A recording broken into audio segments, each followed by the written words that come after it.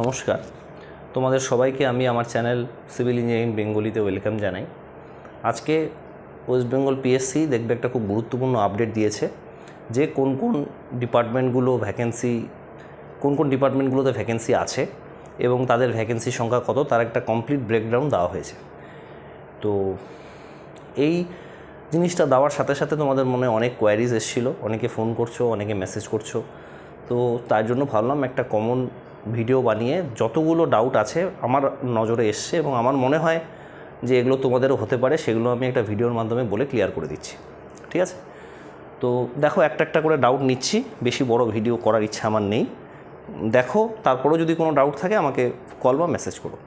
সবার প্রথমে হচ্ছে যে একটা দেখবে স্পেকুলেশনস এসেছিল এবং একটা পেপারের কাট দিয়েও প্রচুর স্প্রেড হয়েছিল বিভিন্ন গ্রুপে যে অনির্দিষ্টকালের জন্য সরকারি পরীক্ষাগুলো বন্ধ, যতদিন না ওবিসি যে সার্টিফিকেটটা নিয়ে হাইকোর্ট রায় শুনিয়েছে তার একটা ফাইনাল ডিসিশন হচ্ছে। তো এগুলো অবভিয়াসলি ভুলভাল কথা, স্বাভাবিক ব্যাপার। তার কারণটা হচ্ছে তোমরা যদি পিএসসির ওয়েবসাইট ফলো করো, তুমি দেখবে 7 তারিখে মনে হয় 7 জুন বা মানে ইলেকশনের পরে ওরা একটা রেজাল্ট পাবলিশ করেছে। সেটা কিন্তু রেজাল্ট ইন্টারভিউর না, শিডিউল বা কিছু না, একদম ফাইনাল রেজাল্ট পাবলিশ করেছে। এবং সেখানে মানে ওই রকম ওবিসি ক্যান্ডিডেটদের নাম, কাট অফ জেনারেল কত, এসসি সব দেওয়া আছে। এটার কারণটা এটাই, কারণ হাইকোর্ট পরিষ্কার বলে দিয়েছিল যে অনগোয়িং যে প্রসেসগুলো আছে তার মধ্যে কোনো এফেক্ট পড়বে না। তো এখনকার দিনে সংবাদ মাধ্যম বা যারা প্রিন্ট মিডিয়া চালায় তাদের মানে তো ওঠার জন্য ভুলভাল খবর এরকম মার্কেটে ছড়িয়ে দেয়। তো ওগুলো নিয়ে কিন্তু টেনশন করার কোনো ব্যাপার নেই, তোমাদের এটা হচ্ছে।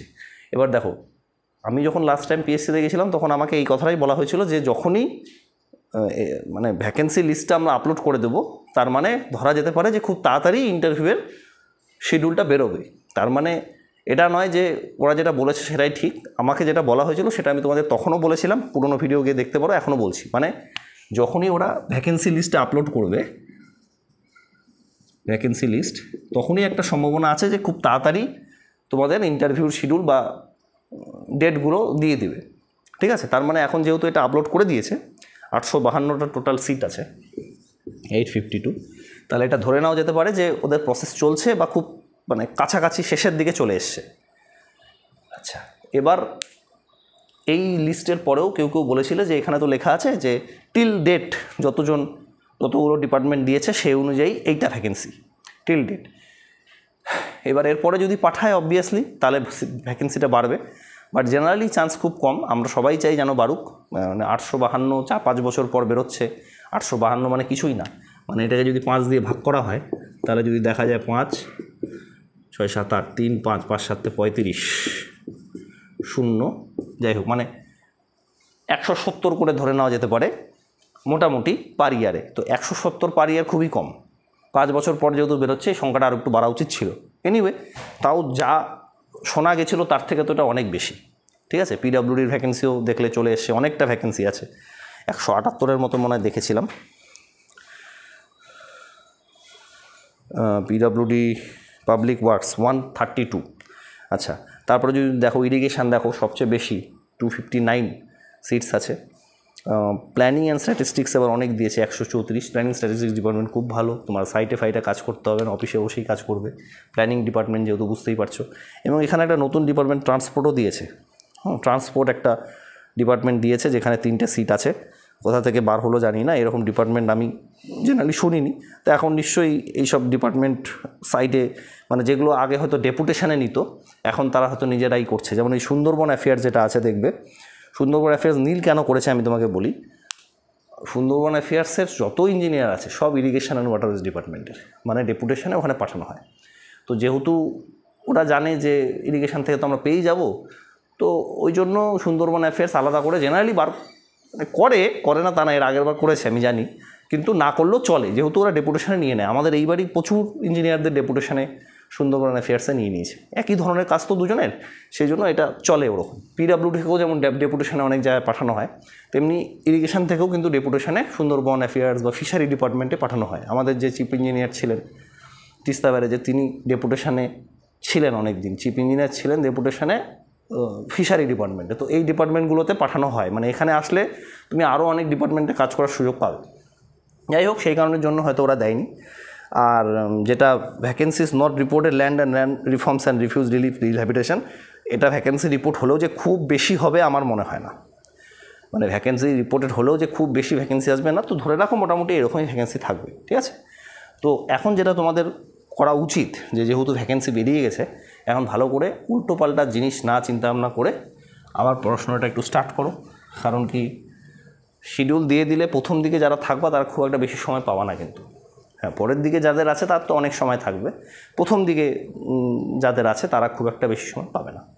তো চলো আস্তে আস্তে আমি কোশ্চেনগুলো নিই। সবার প্রথম কোশ্চেনটা বলছে যে এসসি এসটিদের এত সিট কেন, অনেকেই করলো। দেখো তোমাদের একটা কথা বলি, দেখবি ইরিগেশন ডিপার্টমেন্টে 82টা এসটির সিট আছে, 82, অনেকটাই বেশি, মানে প্রায় জেনারেলের মতো 96। তো এটাতে অনেকেই তোমরা হয়তো আশাহত হয়েছো এত সিট কোথা থেকে আসে। বেসিক্যালি কি হয়, একটা রোল থাকে, মাস্টার রোল, ঠিক আছে। তো এই মাস্টার রোল অনুযায়ী সব কিছু হয়। এবার আমাদের সময় দেখবে অ্যাসিস্ট্যান্ট ইঞ্জিনিয়ারে, এটা তো জেইর কথা বলছি, অ্যাসিস্ট্যান্ট ইঞ্জিনিয়ার 2020 যে পিএসসি এইটা হয়েছিল, সেখানে টোটাল ভ্যাকেন্সি ছিল মনে হয় 181 এবং নিয়েছিল হচ্ছে 170-র মতো। তো এই 11টা সিট ভ্যাকেন্সি থেকে গেল। এই 11টাই এসটি সিট ভ্যাকেন্সি ছিল। কেন? কারণ কি, ওরা এতটাই কম নাম্বার পেয়েছে বা হয়তো কাট অফ ক্লিয়ার করতে পারেনি বা কিছু একটা ক্রাইটেরিয়া রেখেছিল যে মিনিমাম এত পেতেই হবে, সেইটা 11 জন পায়নি। মানে যা সিট ছিল অত থেকে -11 করে দেওয়া তখন পাইনি। সেই জন্য কী হয়, এটা ক্যারি ফরওয়ার্ড হতে থাকে প্রত্যেকবারই পরের বছরের জন্য, এবং এটা প্রত্যেকবারই হয়। এবারও দেখবে 852-র মধ্যে 852টা সিট ভরবে না, কিছু কম ভরবে। তুমি দেখবে ওটা হয়তো এসটি ক্যাটাগরি যে আছে সেখান থেকে কিছু ফাঁকা থেকে গেল, এবার যেটা ফাঁকা থেকে গেল সেটা পরের বছর আবার ক্যারি ফরওয়ার্ড হয়ে যাবে, সেই জন্য এটা বাড়তে থাকে। ওই যেটা তোমরা বলছো যে স্যার 17% এসসিদের থাকে, 5% এসটিদের থাকে, তাহলে জেনারেলের হিসাব মতো 50%-এর উপর থাকা উচিত, তাহলে 5%-এ এত বেশি হলো কী করে? এই কারণের জন্য হয়, because it is carry forwarded, পরের বছরে ক্যারি ফরওয়ার্ড হতে থাকে, সেই জন্য প্রতি বছর জিনিসটা বাড়তে থাকে। এটার মধ্যে ওরকম করার কিছু নেই। আর তোমার যদি অতই ডাউট হয় তোমরা আরটিআই করতে পারো, আরটিআই করে জেনে নেবে কী করে এত ভ্যাকেন্সি আসলো। বাট এই জিনিসগুলো জেনারেলি যেহেতু সিট প্রত্যেকবার ভরে না, সেহেতু পরের বারে তোমার ক্যারি ফরওয়ার্ড হতে থাকে, ওই জন্য কিউমুলেটিভ ওয়েতে ওটা বাড়তেই থাকে, ওটা বাড়তেই থাকবে, ওটা নিয়ে চিন্তা ভাবনা করার দরকার নেই। তোমরা জানো না তাই এরকম মানে কথাবার্তা বলছো। আচ্ছা, ওবিসি বিতে ক্লিয়ার করলে জেনারেলে কনসিডারেশন হবে কিনা, এটা অনেকের খুব টেনশান আছে। যে ধরো ওবিসি বি ধরলাম একজন আছো আর জেনারেল আছো, তো ওবিসি বির সে ফর এক্সাম্পল যে কোনো একটা ধরি, আমি ইরিগেশন ডিপার্টমেন্টই ধরি, 13টা সিট আছে এবং জেনারেলে এখানে সিট আছে প্রচুর, 96, ঠিক আছে। তো ধরো ওবিসি বির কাট অফ গেল হচ্ছে 115 আর জেনারেলে কাট অফ গেল হচ্ছে 120, বা তোমাদের যেটা বক্তব্য যে এটা 115 গেল, জেনারেলে কাট অফ গেল 110, মানে যারা বলছে তাদের বক্তব্য এটা এরকম হলো। যেহেতু এটা অনেক কম সিট সেহেতু কাট অফ বাড়বে, যেহেতু 13টা সিট না, কাট অফ বাড়ার কথা, এর বেশি আছে সেখানে কাট অফ কমার কথা। দিস প্র্যাকটিক্যালি ইম্পসিবল, এটা কখনো হবে না। কেন হবে না? বিকজ তুমি যদি ওবিসি বিতে ক্যাটাগরি হোল্ড করছো এবং তোমার যদি র্যাঙ্ক বা নাম্বারটা জেনারেল কাট অফ ক্লিয়ার করে যায়, তাহলে তোমাকে জেনারেল হিসাবেই কনসিডার করা হবে, এটা তোমাকে আমি বলে দিলাম। আগেও বলেছি 1, 2, 3, 4, 5 এরকম 5টা আছে। এ পেলো 160, 158, 155, 145, 140 হলো। এর ধরো ওবিসি বি আছে, কিন্তু জেনারেল কাট অফ ক্লিয়ার করেছে, জেনারেল কাট অফ ছিল ধরো 140, জেনারেল কাট অফ। তাহলে এর ওবিসি বি থাকুক, ওবিসি এ থাকুক, এসসি থাকুক, এসটি থাকুক, পিসি থাকুক, doesn't matter, he will be considered as general. ওখানে লেখা থাকবে ওবিসি বি পাশে, তুমি কোন ক্যাটাগরি থেকে বিলং করো সেটা লেখা থাকবে, কিন্তু জেনারেল লিস্টে মানে 96-এর মধ্যে তোমার কনসিডারেশনে চলে আসবে, ঠিক আছে। এটা সবসময় হয়ে থাকে, সেই জন্য ওবিসি বির কাট অফ কোনোদিনও জেনারেল থেকে বেশি হতে পারে না, এটা তুমি দেখে নিও।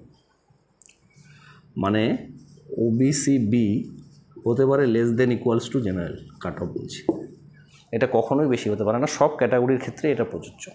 তো এখানে 13টা থাকুক আর একটা থাকুক, তুমি যদি ওবিসি বি হিসাবে ফিল আপ করে থাকো তুমি ঠিক করেছো। কারণ কি, ওবিসি বি হিসাবে ফিল আপ করার জন্য কী হবে, তুমি পরে সার্ভিস বেনিফিটগুলো কিন্তু আবার পেয়ে যাবে।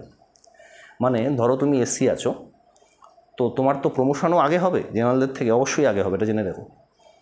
তো তুমি যদি জেনারেল হিসেবে ফিল আপ করতে, তাহলে কিন্তু তুমি তখন আর এসসি সার্টিফিকেটের ফেসিলিটিটা নিতে পারতে না। তুমি এসসি হিসেবে ফিল আপ করেছো, তোমার নাম্বার বেশি আছে, তুমি জেনারেলে ঢুকেছো। এবার তুমি অবশ্যই জেনারেল ঢুকেছো তাতে কোনো যায় আসে না, কিন্তু তোমার সার্ভিস বেনিফিটের ক্ষেত্রে কিন্তু যেহেতু তুমি এসসি হিসাবে ফিল আপ করেছিলে এবং তোমার এই সিরিয়াল লিস্টের পাশে এসসি লেখা থাকবে, তুমি কিন্তু এসসি হিসাবে প্রমোশন পাবে। মানে তোমার আগে জেনারেল থাকা সত্ত্বেও তোমার পরে, তোমার আগে মানে ধরো এখানে ওবিসি বি ধরছি, ধরো ওবিসিদের আবার মনে হয় প্রমোশনে পাওয়া যায় না, এসসি আছে ধরো এর, তো এই দুজনের র্যাঙ্ক আগে আছে, হিসাব মতো আগে প্রমোশন পাওয়ার কথা, বাট তোমার আগে হবে যেহেতু তোমার এসসি আছে, এটাই আমি বলতে চাইছি। ঠিক আছে, অতএব ওবিসি বি হিসাবে যদি তুমি ফিল আপ করে থাকো ভালোই করেছো। ওবিসিদের আবার মনে হয় প্রমোশনের ক্ষেত্রে সুবিধাটা হয় না, আমি যতদূর জানি, মানে প্রমোশন বেনিফিটটা ওরা পায় না, ওটাকে জেনারেল হিসাবে কনসিডার করা হয় যতদূর আমি জানি, আই এম নট শিওর। আচ্ছা, আর রেজাল্ট কবে বার হবে এটা অনেকের মানে কোশ্চেন ছিল। দেখো আমি আবার বলছি, যেটা বক্তব্য সেটা হচ্ছে এই ভ্যাকেন্সি লিস্ট দিয়ে দেওয়া মানে খুব তাড়াতাড়ি বের হবে, কবে বার হবে কেউ জানি না। উল্টোপাল্টা চিন্তাভাবনা করে সময় নষ্ট করো না, উল্টোপাল্টা চিন্তাভাবনা করে সময় নষ্ট করো না, পরের মাসে বেরোবে না কি বেরোবে, আকাশ কুসুম কল্পনা, তার থেকে বরঞ্চ পড়তে থাকো, খুব শীঘ্রই বেরোবে, এইটুকু বলতে পারি। কেউ জানে না। হ্যাঁ, যদি আমাদের পিএসসি অফিসে যদি যাওয়ার থাকে আমি গিয়ে শুনে আসতে পারি, তোমরাও যেতে পারো, গিয়ে শুনে আসতে পারো, যতটুকু ওদের বলার ওরা বলবে। হ্যাঁ, লুকিয়ে রাখার এখানে কোনো ব্যাপার নেই, ঠিক আছে। আর কাট অফ কত যেতে পারে, যেহেতু সিটটা বাড়লো সেহেতু সবার এক্সপেকটেশানস আছে যে কাট অফ একটু বাড়বে। দেখো যদি আমি জেনারেল ক্যাটাগরি হিসাবেই ধরি, টোটাল সিট এখানে বেরিয়েছে 300 কত যেন দেখলাম, 385, 3 দিয়ে মাল্টিপ্লাই করো, 3 5 15, 3 24 25, 3 3 9 10 11, 1155 জনকে ইন্টারভিউতে ডাক দেবে জেনারেল কাস্টের মধ্যে। শুধু তোমার যে ক্যাটাগরি আছে সেটাকে নিয়ে 3 দিয়ে গুণ করে নাও, 1:3 ডাকে, তাহলে তুমি বুঝতে পারছো তো কতজনকে ডাকবে। আমি এটা ছেড়েও দিলাম, ধরে নিলাম 1000 জনকেও যদি ডাকে, সে ফর এক্সাম্পল, আমাদের বেলা 1:2.78 রেখেছিল, 1:3 ডাকেনি, তো ধরে নিলাম 1000 জনকেও যদি ডাকে ইন্টারভিউতে, মানে 1000টা ছেলে, ওই যে অনেকে বলে না যে 150-এর উপর সবাই পেয়েছে, 1000টা ছেলে 150-এর উপর পেয়েছে এরকম বলো না। তো কাট অফ যেটা আছে সেটা অবভিয়াসলি 120 যেটা করা হয়েছিল, 115 থেকে 120, তার থেকে একটু কমবে। তার মানে আবার এরকম ভেবো না যে 100-র নিচে নেমে যাবে। কোশ্চেনটা এমনই করেছিল যে খুব কম হবে না যতই সিট থাকুক, কিন্তু একটু কমতে পারে, এবার কত কমতে পারে আমি জানি না, বাট তোমরা প্রিপারেশান নিতে থাকো, ধরে নাও 105 থেকে 110-এর মধ্যে কাট অফ যেতে পারে, এটা আমার আইডিয়া আছে রিটেন। এর থেকে বেশি হতে পারে 5 নাম্বার, এর থেকে কম হওয়াটার চান্স খুবই কম, কারণ কি এই জায়গাটাতে তো ম্যাক্সিমাম ছেলেপেলে থাকবে, ওই জন্য 1 নাম্বার কমা মানে 1-এর মধ্যে দেখবে তোমার অনেকগুলো ছেলে ঢুকে যাচ্ছে, মানে এই জায়গাটাতে এরকম হয় 105 থেকে 110-এ প্রচুর ছেলে থাকবে। সো ইট ইজ বেটার তোমার যদি নাম্বার 120-র উপরে থাকে তোমার কিন্তু ভালো চান্স আছে। 120 বা 125 যে আগে যখন মনে হচ্ছিল যে 130 125 পাওয়া মানে হয়তো হবে না, ইন্টারভিউতে কল আসবে বাট হবে না, এখন তোমাদের একটা চান্স কিন্তু হয়ে দাঁড়ালো, অত তোমরা কিন্তু পড়তে পারো, ভ্যাকেন্সি অনেক বেশি আছে। আর যদি যে ডিপার্টমেন্ট, ওই যেটা কোন ডিপার্টমেন্টটা যেন দেয়নি, ওই ল্যান্ড অ্যান্ড ল্যান্ড রিফর্ম যদি আরও কিছু দিয়ে দেয় তাহলে আরও বাড়বে, তাহলে সেটা আরও ভালো হবে। তো সেটা দেখে নাও, ঠিক আছে, কি হয় না হয় সেটা একটু দেখে নাও। এই আমার বলার ছিল। এবং এখন অনেকে জিজ্ঞেস করছে যে এই সময়টা পড়বো কী করে। এই সময়টা তোমরা এখন পড়ো, ঠিক আছে, মক ইন্টারভিউ এখন দেওয়ার কোনো দরকার নেই, বহু চ্যানেল আছে যারা এখন মক ইন্টারভিউ আবার চালু করে দিবে। আমার বক্তব্য হচ্ছে এখন মক ইন্টারভিউ দেওয়ার কোনো দরকার নেই, মক ইন্টারভিউ বেশি দিতে হয় না, মোটামুটি 2-3টা দিলেই যথেষ্ট। এখন তুমি ইন্টারভিউ রিলেটেড পড়া পড়তে থাকো, যেগুলো পড়েছো সেগুলো রিভিশনস দাও, কিছু নিউমেরিক্যাল প্র্যাকটিস করো। নিউমেরিক্যাল প্র্যাকটিস করলে কী হবে, থিওরির ব্রেনটাও খুলবে। আমি সবসময় বলি, ধরো তুমি ফিজিক্স নিয়ে পড়ছো 11-12, তুমি থিওরি পড়লে, তুমি অঙ্ক যদি না করো তাহলে ফিজিক্সের থিওরিটা বুঝতে পারবে? কখনোই বুঝতে পারবে না। তেমনি এটাও ফিজিক্সই, সিভিল ইঞ্জিনিয়ারিংটা একটা, মানে এটা তো অ্যাপ্লাইড ম্যাথ না, এটা অ্যাকচুয়ালি ফিজিক্সই, মানে ফিজিক্সের ম্যাথ টাইপের আছে। তো এখানেও সেম জিনিস, তুমি থিওরি পড়লে নিউমেরিক্যাল করবে, দেখবে থিওরির কনসেপ্ট ভালো ক্লিয়ার করো। তো নিউমেরিক্যাল কিছু করো, এমসিকিউ এখন প্র্যাকটিস করার দরকার নেই, তো মোটামুটি থিওরিটা পড়ো। আর যখন তোমাদের রেজাল্টটা দিয়ে দেবে, মানে যখন স্কেডিউল দিয়ে দেবে তখন তুমি হচ্ছে মক ইন্টারভিউ নেবে, সে যেখান থেকে খুশি তুমি নিতে পারো, কোনো যায় আসে না। অনেক সময় থাকবে তখন। ধরো আজকে সে ফর এক্সাম্পল 12 তারিখে যদি ধরো রেজাল্ট দিল, ইন্টারভিউ শুরু হতে হতে 21-22 তারিখ হবে, মানে এতদিন অ্যাটলিস্ট তোমাকে গ্যাপ একটা সময় দেবে, ঠিক আছে? তো সেই সময়ের মধ্যে তুমি আরামসে কিন্তু 2-3টা মক ইন্টারভিউ দিয়ে দিতে পারবে, সে যেখান থেকে খুশি দাও। তো এই ওয়েতে এখন পড়াশোনাটা করা উচিত। আর যারা জব টপ করছো তারাও ইন্টারভিউ প্রিপারেশান নিতে পারবে। একটা পিডিএফ স্ক্যানার নিয়ে নিলে, পিডিএফ নিয়ে তুমি পড়তে থাকলে কোনো চাপের তো কিছু নেই, ঠিক আছে? আর আবার তোমাদের বলছি, এই আমার টেলিগ্রাম চ্যানেল বিশ্ববিদ্যালয়ের সিভিল, এখানে জয়েন হয়ে থাকবে। এটা খুবই ওপেন গ্রুপ, সেহেতু টেলিগ্রামে গিয়ে সার্চ করলেই তুমি এই চ্যানেলটা পেয়ে যাবে, কোনো অসুবিধা নেই। যদি জয়েন হতে না পারো তাহলে এই নাম্বারে আমাকে মেসেজ করো, আমি দেখবো কী করা যায়, ঠিক আছে? চলো, অল দ্য বেস্ট। অনেক সিট বেড়েছে, এটা বড় সুযোগ, বুঝতেই পারছো। এইবার বেরিয়ে গেলে আবার 5 বছর পর, তার আগে কোনো চান্স নেই। হ্যাঁ, এখন তো ওই রকমই 5 বছর হয়ে গেছে, তো খুব কম চান্স আছে যে 5 বছর আগে আবার বেরোবে। অনেকগুলো বেরিয়েছে, তো এই সুযোগটা হাতছাড়া করা যাবে না। হ্যাঁ, এরপরে হয়তো এই বেরোতে পারে, কিন্তু এইতে সিটটা অনেক কম থাকে, কম্পিটিশানটা একটু বেশি থাকে, ওই জন্য চাপ। তো এটাতে কিন্তু চাওয়াটা সুবিধা, মানে এতগুলো সিট তুমি এইতে পাবে না, কম্পিটিশান অনেক কম হয়ে গেল, তার মধ্যে ঢুকতে পারলে তো লাইফ তৈরি হয়ে গেল, কোনো ব্যাপারই না। মানে এখানে তোমার 15-20 বছর পর তুমি এই হতে পারবে, সেখানে তুমি ডাইরেক্ট এই হিসেবে ঢুকছো, সে 5 বছর লস করলেও অনেক লাভ। কিন্তু যেহেতু ওটা ন্যারো, কম্পিটিশানটা খুব মানে ছোটো, সিট যেহেতু ছোটো থাকে, সেহেতু ওখানে চান্স পাওয়াটা একটু চাপ আছে। তো ওই জন্য এটাতে সুযোগ নিয়ে নাও। ডিপার্টমেন্টগুলোতে তো বিশাল কোনো কাজ নেই, তুমি ঢুকে আরামসে কিন্তু পড়াশোনা করতে পারবে। মানে নেক্সট স্টেজের জন্য অবভিয়াসলি পড়াশোনা করবে, তুমি চাইলে পড়তে পারবে, মানে এমন কোনো চাপ নেই যে তুমি পড়তে পারবে না, ঠিক আছে? তো চলো, অল দ্য বেস্ট।